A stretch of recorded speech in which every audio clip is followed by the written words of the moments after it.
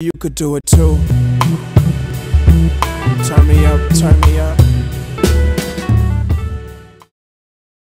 How many times have you guys, you know, in a situation of need, a moment of need, you go, you know what I need? I need da da da da da da da, right?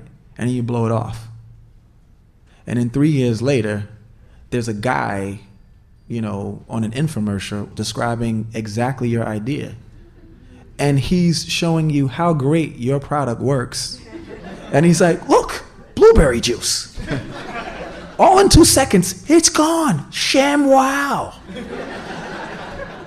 I mean, and so much so that these guys are now like famous enough to where they take prostitutes out or they're getting coverage. I mean, you know, off of the fame of something that, like an idea that you have. Like, you have to be unafraid to listen and unafraid to think that something that you have is a good idea. Now, it's funny because me and one of my colleagues, we were having this conversation on the plane on the way here to New York yesterday.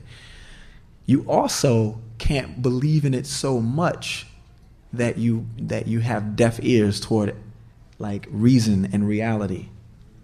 Because you can have the most brilliant idea in the world, but you got to bet on yourself.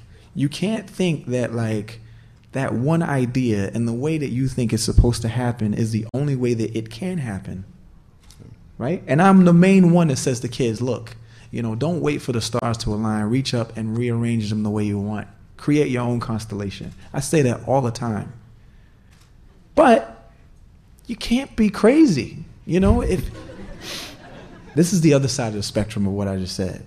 You've written this amazing piece, right? And you're in the film. And the studios are like, look, we don't want to make this film with you directing it, but we really love the material.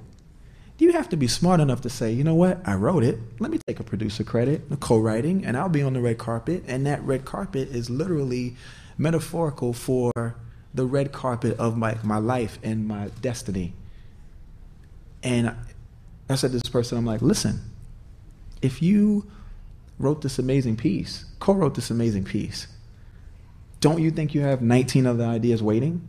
So you're going to literally hold up like the Lincoln Tunnel for one car. You have to know that, like, look, this one thing will get me in the door. It will allow people to see my perspective. And from then on, they'll say, hey, if I want a slice of this reality, I've got to go back to this guy. Like, you can't do Tarantino without Tarantino.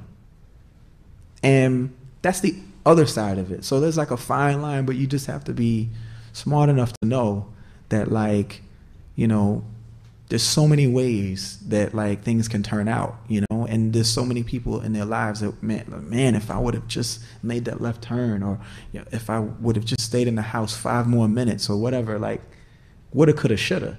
If we would bet on ourselves, but at the same time take in consideration what this moment will mean to us 10 years from now, it could be different. But listen, I haven't made all the best decisions in the world either. I definitely fell on my ass a million times, but I learned on my way down, and I definitely take it in stride getting back up.